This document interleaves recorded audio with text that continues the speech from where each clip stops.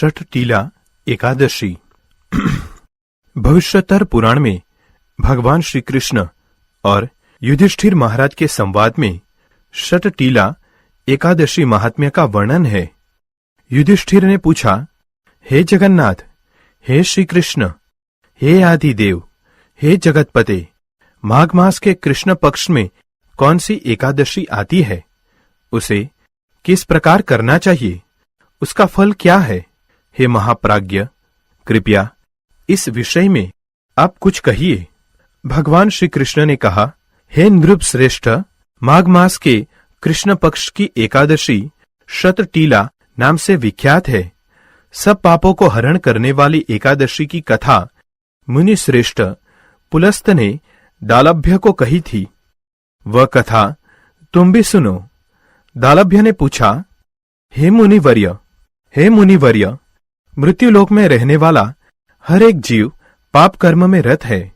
उन्हें नरक यातना से बचाने के लिए कौन सा उपाय है? कृपया वो आप कथन करें। पुलस्त्य कहने लगे, हे महाभाग, आपने अच्छी बात पूछी है, तो सुनो। माघ मास में मनुष्य को स्नान करके इंद्रियों को संयम में रखकर काम, क्रोध, अहंकार, लोभ और निंदा का त्याग करना चाहिए। देवाधिदेव भगवान का स्मरण करते हुए पानी से पैरों को धोकर भूमि पर गिरा हुआ गाय का गोबर इकट्ठा करके उसमें तिल और कपास मिलाकर 108 पिंड बनाने चाहिए। माघ मास में आर्दा मूल नक्षत्र आते ही कृष्ण पक्ष की एकादशी का व्रत धारण करे। स्नान से पवित्र शुद्ध भाव से श्री विष्णु की पूजा करे। अपराध क्षमा के लिए श्री कृष्ण नाम का उच्चारण करे। रात में होम जागरण करे। चंदन, कर्पूर, अर्भजा और भोग दिखाकर शंख, चक्र, पद्म और गदा धारण करने वाले श्री हरि की पूजा करे। बारंबार श्री कृष्ण के नाम के साथ कुम्हड़, नारियल और बिजोरे के फल अर्पण करके विधि पूर्वक अर्घ्य दे। दूसरी सामग्री का अभाव हो तो 100 सुपारियों का उपयोग करके भी पूजन और अर्घ्य दान किया जा सकता है।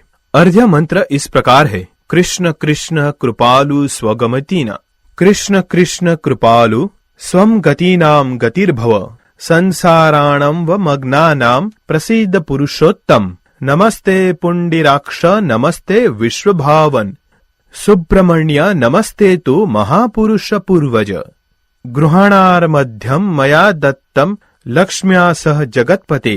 सच्चिदानंद श्री कृष्ण, आप बड़े दयालु है। हम अनाथ जीवों के आश्रय दाता आप हो। हे पुरुषोत्तम, हम इस संसार सागर में डूब रहे हैं, कृपया हम पर प्रसन्न हो। हे विश्वभावन, हमारा आपको वंदन है। हे कमल नयन, आपको प्रणाम है। हे सुब्रमण्य, हे महापुरुष, हे सभी के पूर्वज, आपको प्रणाम है। हे जगतपते, लक्ष्मी के साथ आप इस अर्घ्य को स्वीकार करें। उसके पश्चात ब्राह्मणों की पूजा करके उन्हें पानी से भरा घड़ा देना चाहिए। साथ में छाता, चप्पल और वस्त्र भी अर्पण करें। इस दान द्वारा भगवान श्री कृष्ण प्रसन्न हो, ये कहते हुए दान करना चाहिए। अपनी परिस्थिति अनुसार श्रेष्ठ ब्राह्मण को काली गाय दान में देनी चाहिए। हे द्विज श्रेष्ठ, विद्वान पुरुष ने तिल से भरा हुआ पात्र दान करना चाहिए। तिल के दान से व्यक्ति हजारों वर्ष स्वर्ग में वास करता है। तिलस्नाई तिलोद्वर्ती तिलोहोमी तिलोदकी, दिलदाता च भोक्ता च षटटीला पापनाशिनी। तिल से स्नान करना, तिल का उपतन लगाना, तिल का हवन करना, तिल डाला हुआ जल पीना, तिल दान करना, तिल का भोजन में उपयोग करना। इस प्रकार 6 कार्यों में तिल का उपयोग करने से इसे षटटीला एकादशी माना जाता है, जो पाप हारिणी है। एक बार षटटीला एकादशी की महिमा सुनने से देवर्षि नारद भगवान श्री कृष्ण के पास गए। भगवान श्री कृष्ण ने कहा, एक ब्राह्मण स्त्री थी। ब्रह्मचर्य का पालन करते हुए वह भगवान की आराधना करती थी।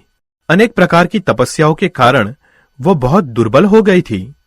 उसने बहुत दान दिए, परंतु उसने ब्राह्मण और देवताओं को अन्नदान नहीं किया था। अनेक प्रकार के व्रत और तपस्या करने से वो शुद्ध हो गई थी, परंतु भूखे लोगों को कभी अन्नदान नहीं किया था।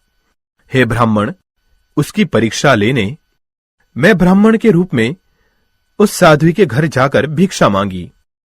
तभी उस ब्राह्मणी ने पूछा, हे ब्राह्मण, सत्य कहे कि आप कहां से आए हैं। मैंने सुनकर अनजान बनते हुए उसे उत्तर नहीं दिया। उसने क्रोध में भिक्षा पात्र में मिट्टी डाली। उसके बाद मैं अपने धाम लौट आया। अपनी तपस्या के प्रभाव से ब्राह्मणी मेरे धाम वापस आई। उसे संपत्तिहीन, स्वर्णहीन, धान्यहीन सिर्फ एक सुंदर महल मिला।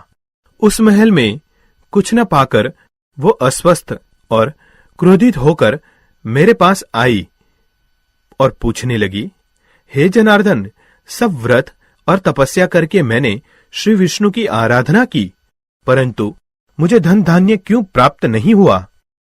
मैंने कहा, हे साध्वी, तुम भौतिक विश्व से यहां आई हो। अब तुम अपने घर लौट जाओ।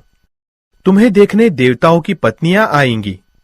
उन्हें षटतीला एकादशी की महिमा पूछकर पूरा सुनने के बाद ही दरवाजा खोलना, अन्यथा नहीं। यह सुनकर ब्राह्मणी घर वापस आई। एक बार ब्राह्मणी दरवाजा बंद करके अंदर बैठी थी।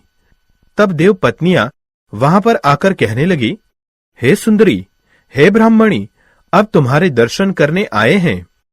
हम तुम्हारे दर्शन करने आए हैं, कृपया दरवाजा खोले।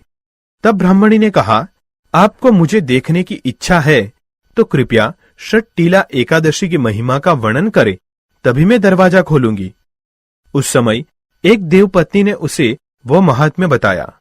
महात्म्य सुनने के बाद ब्राह्मणी ने दरवाजा खोला।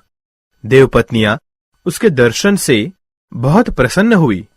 देवपत्नियों के कहे अनुसार ब्राह्मणी ने षटतीला एकादशी का व्रत किया, जिसके प्रभाव से उसे धन धान्य, तेज, सौंदर्य प्राप्त हुआ। धन धान्य संपादन करके लोभ दृष्टि से ये व्रत नहीं करना चाहिए। इस व्रत के पालन से अपने आप गरीबी, दुर्भाग्य नष्ट हो जाता है। जो कोई भी इस तिथि को तिल दान करेगा, वो सब पापों से मुक्त हो जाएगा।